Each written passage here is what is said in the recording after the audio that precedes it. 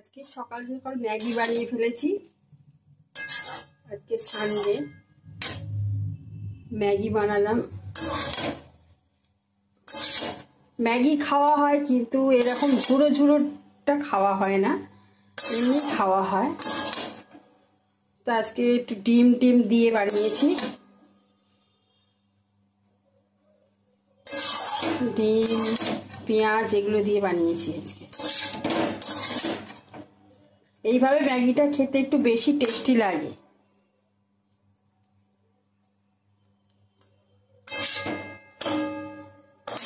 আমি পুরোটা দেখাতে পারি না বানানোর সময়, কারণ আমার ভিডিও করার ধরার লোক নেই। আমি নিজেই ধরি, তাই জন্য আমি পুরোটা দেখাতে পারি না।